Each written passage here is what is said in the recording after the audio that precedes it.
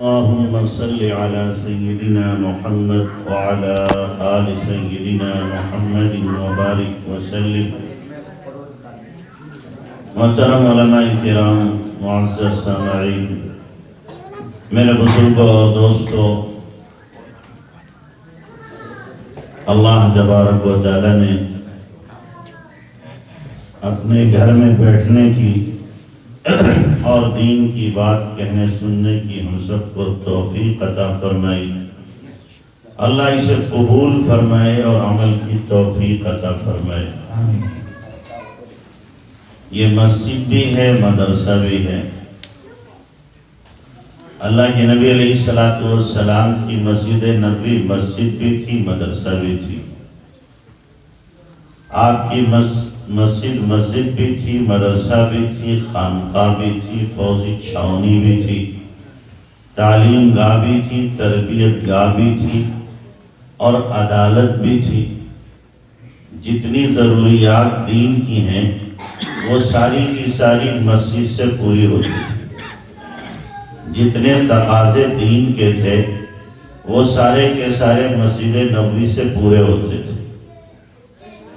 اب لوگ یہ سمجھتے ہیں کہ مسجد صرف نماز پڑھنے کے لیے، اس لیے کہ دین کو ہم لوگوں نے خاص کر دیا ہے نماز کے ساتھ میں، عبادت کے ساتھ میں. حالانکہ دین کا ایک شعبہ عبادت ہے. معاملات، معاشرت، اخلاقیات، یہ بھی تو دین ہے. ان کو ہم الگ کر دیتے ہیں، حالانکہ یہ سارا مل کر کے دین ہے. پورا دین جب زندگیوں میں ہوگا تب انقلاب آئے گا، اور جب تک پورا دین نہیں آتا 1000 کوششیں کر لیں، رو کر دعا کرنے کام بننے والا نہیں.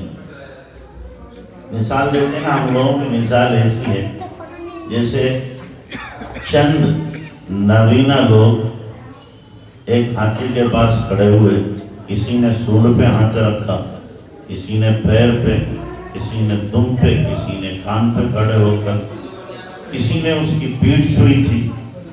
تو پوچھا بھائی ہاتھی کیسا ہوتا ہے؟ تو جس نے دم چھوئی کہنے لگا جھاڑو کی طرح ہوتا ہے، اور کسی نے پیر چھوا تو کہ پلر کی طرح ہوتا ہے، کسی نے کان چھوا تو کہنے لگا پنکھے کی طرح ہوتا ہے، جس نے پیٹھ چھوئی تو وہ کہنے لگا کہ جناب ہاتھی تو بالکل چبوترے کی طرح ہوتا ہے. حالانکہ ہاتھی میں سے کوئی بھی نہیں. کیا ہے ہاتھی؟ کوئی بھی. ہاتھی تو یہ ساری چیزیں مل کر کے، ہاتھ، اس کے پیر، اس کی سونڈ، اس کی دم اور اس کا پورا جسم و جثہ مل کر کے کیا ہے ہاتھی. ایسے ہی دین کیا ہے؟ عقائد، عبادات، معاملات، معاشرت، اخلاقیات مل کر کے پورا قرآن ہوئے ہیں. ان کے والدین اور ہم دین سمجھ رہے ہیں کہ یہ بچہ حافظ قرآن ہوا ہے تو اپنے ساتھ ایسے 10 لوگوں کو جنت میں لے کر جائے گا جن پر جہنم واجب ہو چکی تھی. اور ہم سے مطالبہ 10 سے زیادہ نہ معلوم 700 لوگوں تک ایک حافظ قرآن اپنے ساتھ جنت میں لے کر جائے گا. بڑی خوشی کی بات ہے. ان 700 لوگوں میں اللہ رب العزت ہمارا بھی نام شامل فرمائے. جو ان کو محبت کی نظر سے دیکھتے ہیں، مدرسے والوں سے محبت کرتے ہیں، یقیناً وہ اپنے لیے جنت کا ذریعہ بنا رہے ہیں. ان حفاظ کرام کو، ان حفاظ کرام سے محبت کی ضرورت ہے، مدرسے سے محبت کی ضرورت ہے.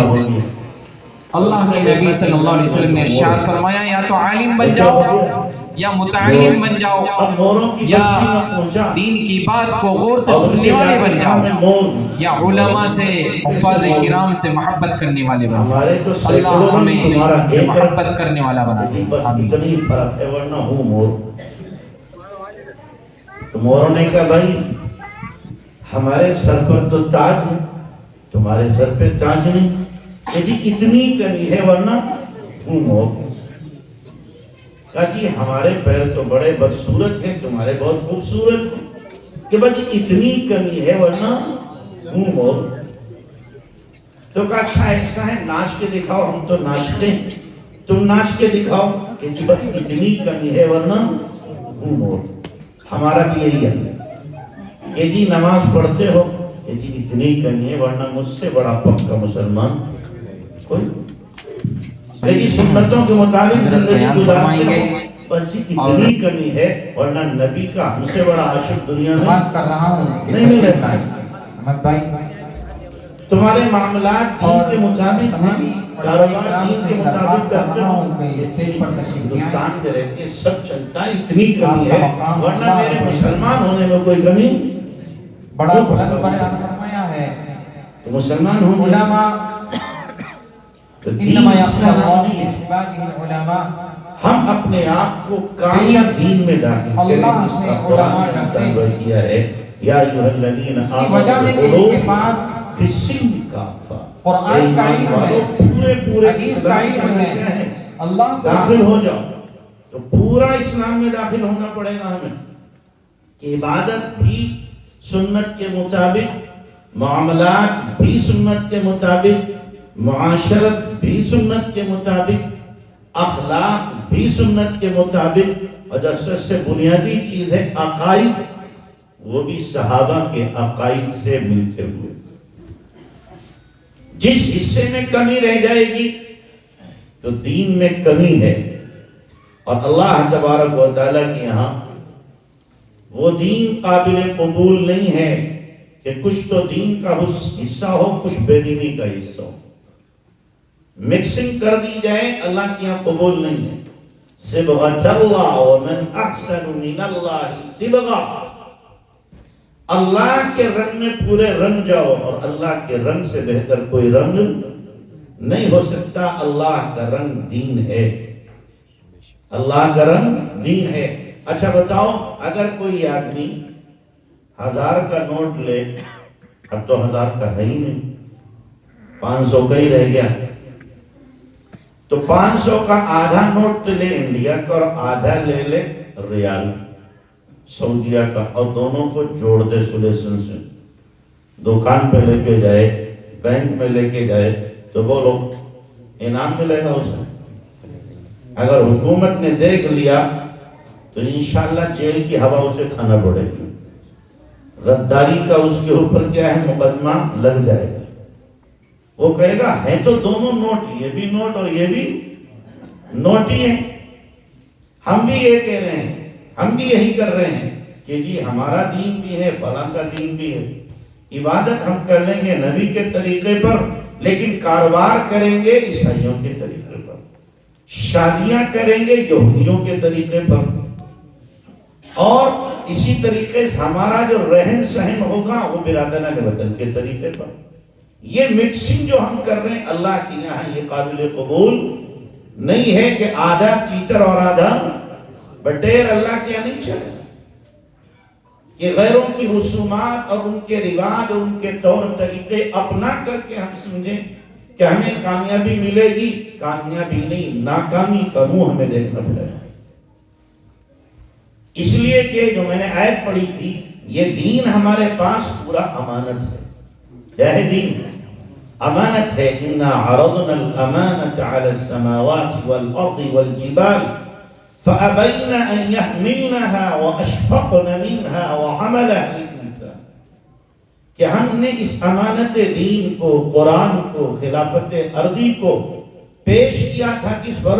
آسمانوں پر، زمینوں پر، پہاڑوں پر، سب تھرا گئے، کانپ گئے، لرز اٹھے، ہاتھ جوڑ لیے کہ ہمارے بس کا کام نہیں، اتنی بڑی امانت کو اس کا حق ادا کرنا، اٹھا لینا ہم نہیں کر سکتے۔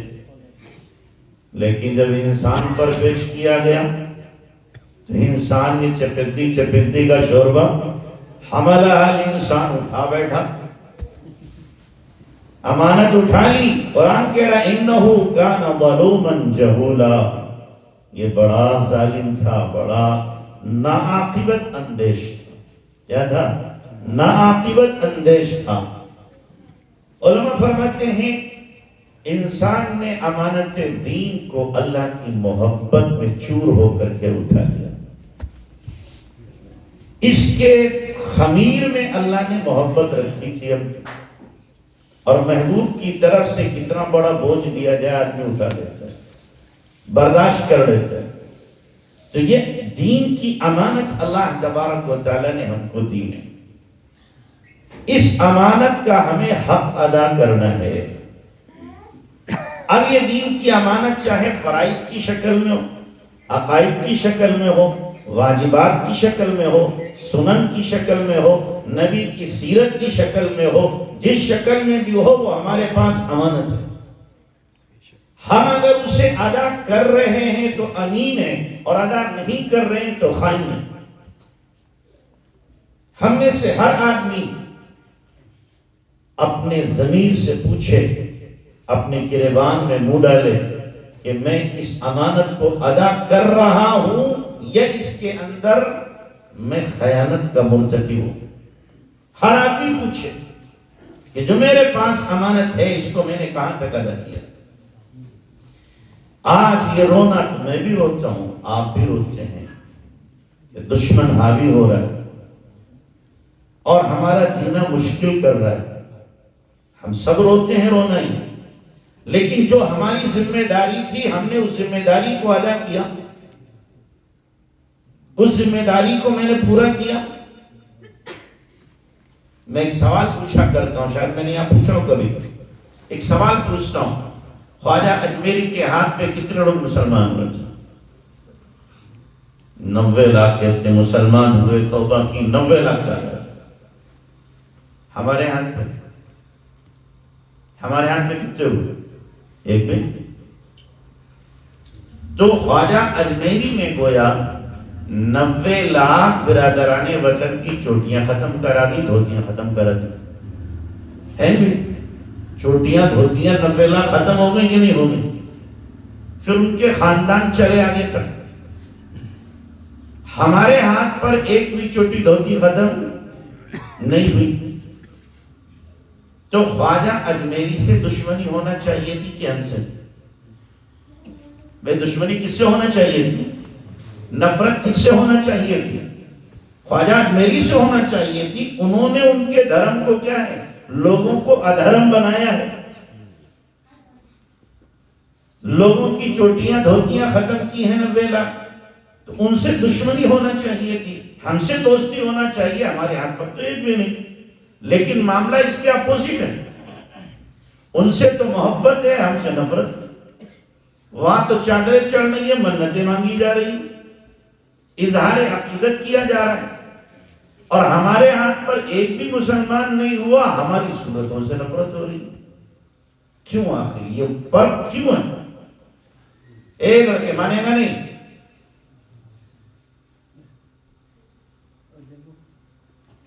تو یہ ہمارے ساتھ کیوں ہو رہا ہے؟ ہم نے کبھی اس پہلو پر غور کیا؟ سوچا ہم نے؟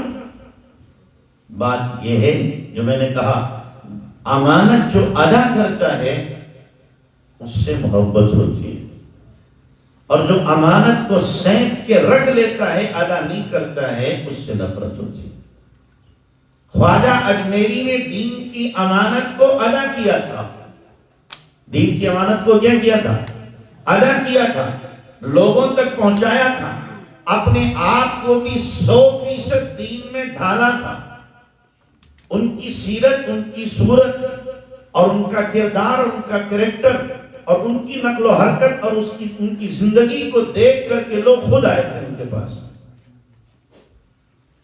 اس لیے ان سے کیا ہوئی؟ محبت ہوئی۔ اور ہم نے یہ امانت ادا نہیں کی، ہم نے لوگوں کو دین نہیں پہنچایا، نہ اپنوں تک پہنچایا نہ دوسروں تک پہنچایا، تو ہم بنے خائن، اور خائن سے محبت نہیں ہوتی، نفرت ہوتی ہے۔ اس لیے ہم سے نفرت ہے۔ ہمارے پاس اب بھی موقع ہے کہ جو دین ہمارے پاس ہے، اس دین کو اولاً اپنی زندگی میں لانے کی کوشش کرو، کہ ہماری زندگی سر سے لے کر پیر تک، عقائد سے لے کر کے اخلاق تک 100% دین میں ڈھلی ہوئی ہو، اور پھر ہماری زندگی کو دیکھ کر کے لوگ متاثر ہو کر ہم سے قریب ہو رہے ہیں۔ لوگ ہم سے پوچھ رہے ہیں یہ خوبصورت طریقہ اور زندگی تم نے کہاں سے سیکھا، یہ معاملات اور یہ معاشرت تم نے کہاں سے سیکھی، یہ تم اخلاق کہاں سے لے کر کے آئے جن اخلاق کا تم مظاہرہ ہمارے ساتھ کرتے ہو، پھر ہم ان کو بتائیں۔ ہم اگر یہ نہیں کرتے تو یاد رکھنا، ابھی جیسے مولانا صاحب کہہ رہے تھے، وہ دن دور نہیں کہ ہمیں خون کے آنسو رونا پڑے، خون کے آنسو رونا پڑے۔ اس لیے ابھی موقع ہے توبہ کا، ابھی موقع ہے اپنے آپ کو دین میں ڈھالنے کا، اپنے آپ کو نبی کی سیرت میں ڈھالنے کا، اپنے آپ کو نبی کی سنت سے سجانے کا، ابھی اللہ نے موقع دیا ہے۔ آپ غور کرو، سوچو ذرا کہ چائنا میں صرف 4 صحابہ کرام گئے، کتنے؟ 4 صحابہ کرام گئے، انہوں نے کوئی دعوت نہیں دی، لوگوں کو ایمان کی دعوت نہیں، اسلام کی دعوت نہیں، صرف اسلامی طریقے پر انہوں نے تجارت کی۔ بس تجارت میں انہوں نے طے کیا، اچھا مال دیں گے، کم ریٹ پر مال دیں گے، ادھار دیں گے، ادھار میں وقت دیں گے، نہیں دے پائے گا معاف کر دیں گے، مال لوٹایا جائے گا تو واپس لے لیں گے۔ یہ انہوں نے طریقہ اپنایا، اور جو مسلمان بھی اس طریقے سے تجارت کرے تو انشاءاللہ لوگ اسے قریب ہوں، اچھا مال دے، کم ریٹ پر مال دے، دھوکہ نہ دے، جھوٹ نہ بولے، واپس کیا جائے واپس لے لے، ادھار مانگا جائے ادھار دے دے، ادھار میں مہلت دے دے، اللہ نے وسعت دی ہے تو معاف کر دے۔ یہ طریقہ جو اپنائے گا اس کی تجارت چلے گی بھی اور لوگ اس سے قریب بھی آئیں گے۔ تو صحابہ نے ریٹیل شروع کیا تھا، کچھ دنوں کے بعد ہول سیل کے مالک ہو گئے، اور ایک جگہ نہیں، ملک کے 4 کونوں میں 4 صحابہ بیٹھ گئے جا کے، ہول سیل کے سارے یہ مالک ہو کر کے بیٹھ گئے، اور کاروبار ترقی کرتا رہا۔ اب جو پہلے سے ہول سیل کے مالکان تھے ان کے پیٹ میں درد ہو گئے کہ جی ہماری تجارت تو ٹھپ ہو گئی، یہ نئے لوگ کہاں سے آ گئے ہیں، ان کی طرف لوگ رک کر رہے ہیں۔ انہوں نے جا کر بادشاہ سے شکایت کر دی کہ جی عرب دیش سے کچھ لوگ آئے ہیں اور وہ اپنی طرف لوگوں کو متوجہ کر رہے ہیں، تمہاری حکومت کو خطرہ ہے۔ اور ان بادشاہوں کو سب سے زیادہ ڈر کائے کا ہوتا ہے، کرسی جانے کا ہوتا ہے۔ تو بادشاہ نے طلب کیا، انہوں نے بتا دیا کہ ہم تو تجارت کر رہے ہیں، لوگ آ رہے ہیں کہ اچھا ایسا ہے تو ہمارا ملک چھوڑ کے نکل جاؤ۔ ٹھیک ہے جاتے ہیں، ہم سب چھوڑ رہے جاتے ہیں۔ جب یہ جانے لگے تو جو لوگ ان سے جڑے ہوئے تھے اور وہی اصل کیا ہے پونجی تھی ملک کی، کاروباری، وہ سب کہنے لگا یہ جاتے ہیں تو ان کے ساتھ ہم بھی جاتے ہیں۔ بادشاہ نے دیکھا اگر یہ لوگ چلے گئے تو ہمارے ملک کی اکنومی بالکل زمین پہ آ جائے گی، کاروبار تو سارا ان کی مٹھی میں۔ تو بادشاہ نے کہا ٹھیک ہے تم کاروبار کرو۔ اب پوچھا لوگوں نے کہ یہ کاروبار تم نے سیکھا کہاں سے، یہ انداز کاروبار تم کہاں سے لائے؟ اب دعوت دینے کا موقع ملا، صحابہ کرام نے اب دعوت دی کہ ہمارے پاس نبی محترم صلی اللہ علیہ وسلم تشریف لائے، ہم بھی تمہارے طرح تھے، لیکن نبی نے آ کر کے بتایا کاروبار ایسے کرو، زندگی ایسے گزارو، ہم نے ان سے سیکھا ہے۔ اب لوگ ایمان کے اندر داخل ہوئے۔ مولانا سعید احمد خان مکی رحمۃ اللہ علیہ کی کتاب میں نے پڑھا 4 کروڑ لوگ اس وقت مسلمان تھے، صرف اسلامی تجارت کی بنیاد پر۔ خود تو وہ 100% ڈھلے ہوئے تھے اسلام میں، اسلامی تجارت کی تو یہ حال ہوا کہ لوگ پھر ایمان کے اندر داخل ہوئے۔ تلوار نہیں چلی، یاد رکھنا، تلوار نہیں چلی تھی، نہ تو آپ کے چائنا میں، نہ تھائی لینڈ میں، نہ ملیشیا میں، نہ انڈونیشیا میں ایک بھی کسی نے تلوار نہیں اٹھائی، صرف صحابہ کے اخلاق، ان کی معاشرت اور اسی طریقے سے ان کے معاملات کو دیکھ کر کے لوگوں نے ایمان قبول کیا ہے۔ اللہ کرے ہمارے بھی ایسے اخلاق بن جائیں۔ ہمارے معاملات بھی ایسے ہو جائیں. ہم نے تو وہ زندگی کھو دی جو زندگی لوگوں کے دلوں کو لباتی تھی, لوگوں کے دلوں کو اپنی طرف کھینچتی تھی. وہ مقناطیس اور وہ جاذبیت جو اللہ نے سنت میں, نبی کی سیرت میں, شریعت میں رکھی تھی, ہم نے جب اس کو چھوڑا تو جاذبیت کے بجائے نفرت پیدا ہو گئی. اب بھی اگر لوگوں کو آپ اپنی طرف متوجہ کرنا چاہتے ہیں اور لوگوں کو اپنے سے قریب کرنا چاہتے ہیں, یاد رکھیں اللہ کے نبی کی سنت اور آپ کے طریقے کے علاوہ دنیا میں کوئی طریقہ نہیں ہے جس سے لوگوں کو آپ قریب کر سکیں. یہ وہ طریقہ ہے کہ بغیر پیسے کے, بغیر کچھ بولے ہوئے لوگ آپ سے قریب ہو جائیں گے. سنت میں اللہ نے روب بھی رکھا ہے, حسن بھی رکھا ہے, قوت بھی رکھی ہے, اہمیت بھی رکھی ہے, ثواب بھی رکھا ہے. تو اس لیے سنت سے اپنے آپ کو سجاؤ, سیرت سے اپنے آپ کو سجاؤ اور پورے دین پر آنے کی کوشش کرو. نبی صلی اللہ علیہ وسلم کی شریعت اور آپ کا دین ہمارے پاس بطور امانت کے پہنچا ہے. اس امانت کو ادا کرنے کی ذمہ داری چھوڑنے کی کوشش کرو. آ رہی ہے وہ مبارک رات جس میں اللہ رب العزت قبیلہ بنی کلب کی بکریوں کے بالوں کی تعداد کی برابر لوگوں کی مغفرت فرمائے گا, یعنی بلا حساب و کتاب بے شمار لوگوں کی اللہ رب العزت مغفرت فرمائے گا. اللہ ہم سب کی بھی اس مبارک رات میں مغفرت فرمائے, آمین. دین کے لیے بھی کرو. کچھ نہیں کر سکتے, آپ اپنے گھر والوں کو دیندار بنا سکتے ہو کہ نہیں؟ آپ اپنے گھر والوں کو, خاندان والوں کو دین پہ لا سکتے کہ نہیں لا سکتے؟ کہ میرا گھر ایسا ہو کہ میرے گھر میں سنت اور شریعت کے خلاف کوئی کام نہ ہو.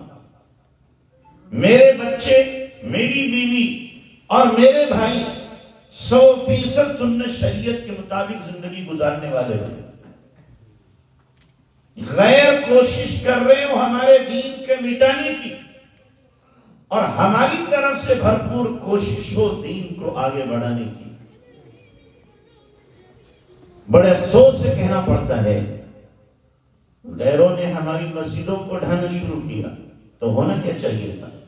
ہمارا ضمیر جاگتا, ہماری روح تڑپ جاتی اور ہم کہتے کہ تم مسجدوں کو ڈھا رہے ہو, ہم 100% مسجدوں کو بھر کے دکھائیں گے.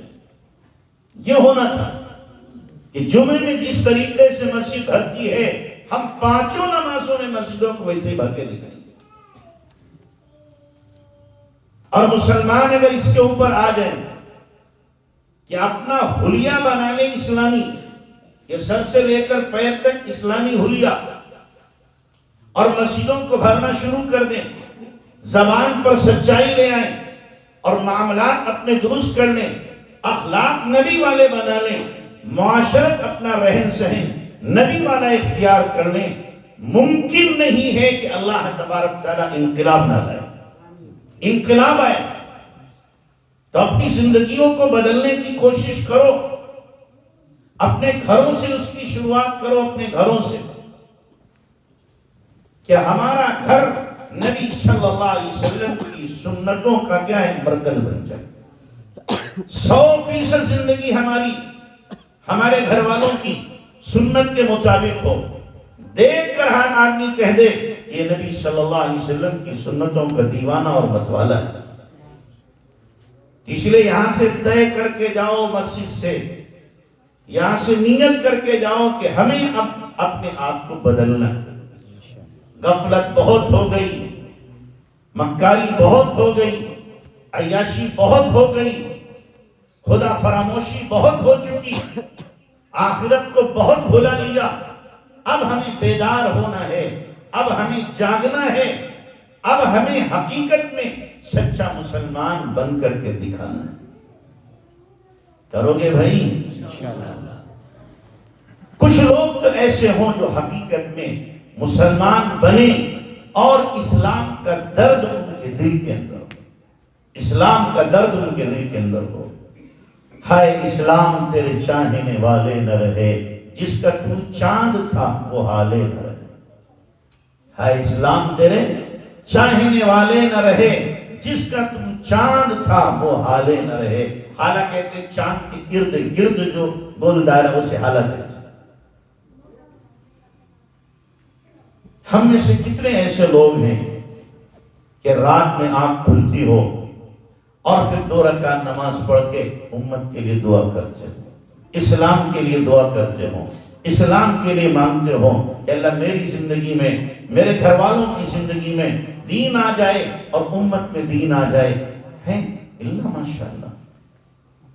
جو جوان راتوں کو مسلح آباد کرنے والے تھے، اب وہی جوان راتوں میں عیاشی کرنے والے۔ جن جوانوں نے تقدیروں کو بدل دیا تھا اپنے آنسوؤں سے، وہ جوان اب راتوں میں بدماشیاں کر رہے ہیں، بدماشیاں کر رہے ہیں۔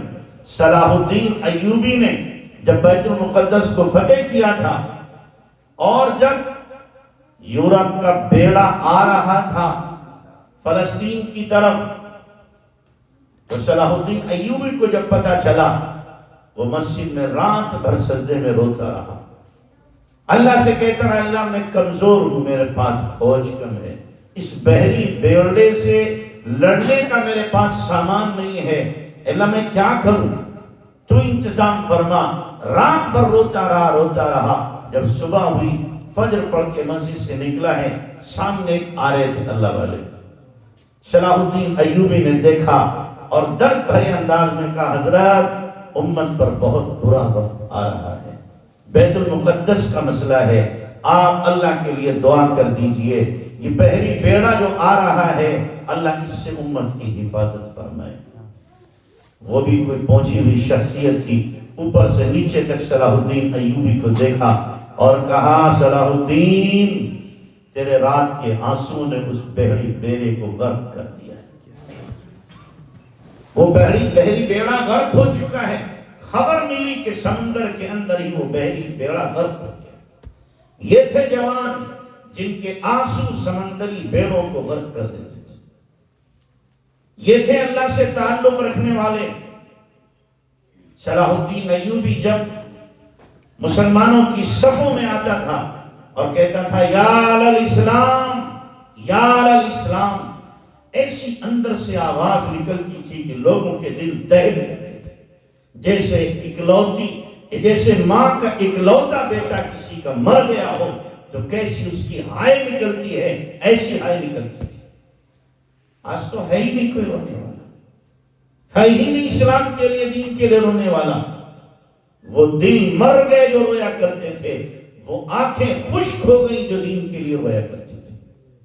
اس لیے میرے بھائیوں، اللہ کے لیے وقت آیا ہے، یہ وقت گزرے گا، لیکن یاد رکھیں اللہ کا اصول ہے مسلمانوں کے لیے اللہ کا اصول ہے، مسلمان جب بگڑتے ہیں تو 2 ہی باتیں ہوتی ہیں، یا تو اللہ مسلمانوں کو کفر کی طرف لے جاتا ہے، وہ سب کافر بنتے ہیں، اور دوسرے آ جاتے ہیں۔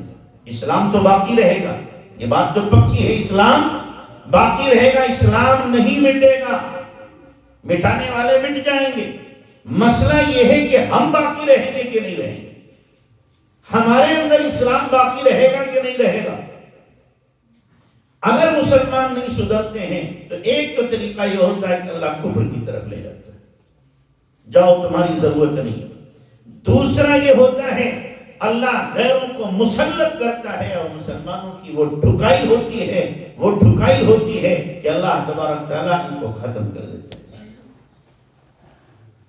تو اس لیے اس دن کا اللہ کے لیے انتظار مت کرو، اس دن کا انتظار نہ کرو جس کو قرآن میں اللہ تبارک و تعالیٰ نے فرمایا ہے وَإِن تَتَوَلَّوْا يَسْتَبْدِلْ قَوْمًا غَيْرَكُمْ ثُمَّ لَا يَكُونُوا أَمْثَالَكُمْ، تم بدلو گے ہم تمہیں ختم کر کے دوسروں کو لے آئیں گے۔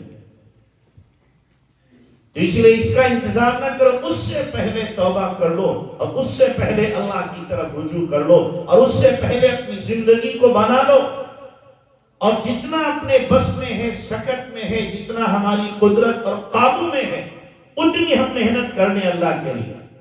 اللہ کے بندوں کو قریب کرنے کے لیے، اپنے گھر میں اسلامی ماحول کو قائم کرنے کے لیے، نبی کی سنت اور نبی کے طریقے کو زندہ کرنے کے لیے، انشاءاللہ پھر ہم فقر سے بچیں۔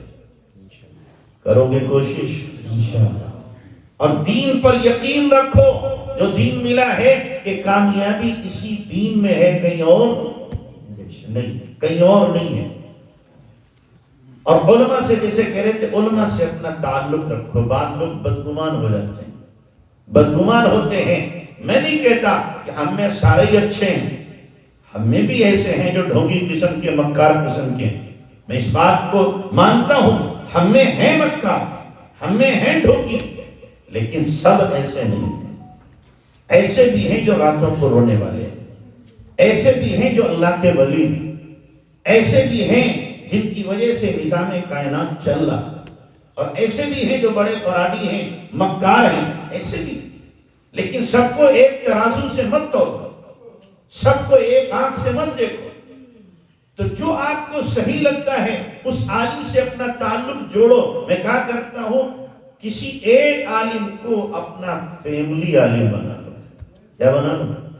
جیسے فیملی ڈاکٹر ہوتا ہے نا، فیملی ڈاکٹر ہے، اب وہ بچوں کا ڈاکٹر ہے، لیکن ابا کو کینسر ہوا، پوچھیں گے انہیں سے ابا کو کہاں لے جائیں۔ بچوں کا ڈاکٹر ہے، اور پیٹ میں درد ہو رہا ہے بڑے کے، تو پوچھیں گے کہاں لے جائیں۔ آنکھ کی پرابلم ہے، بچوں کا ڈاکٹر ہے، پوچھیں گے اسی سے، کیوں؟ فیملی ڈاکٹر ہے، ان کا مشورہ لیں۔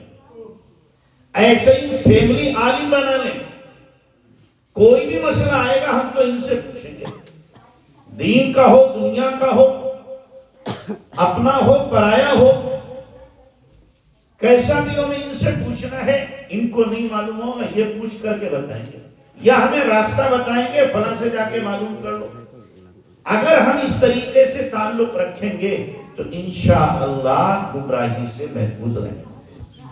اور اگر ہم خود ہی سمجھنا شروع کر دیں گے تو بہت قریب ہے کہ ہم گمراہ ہو جائیں، اس لیے کہ دجالی نظام پورا کا پورا چھا چکا ہے، اور شیطان کے چیلے شتوبڑے دنیا کے اندر گھوم رہے ہیں اہل اسلام کو برگشتہ کرنے کے لیے، راہ حق سے ہٹانے کے لیے۔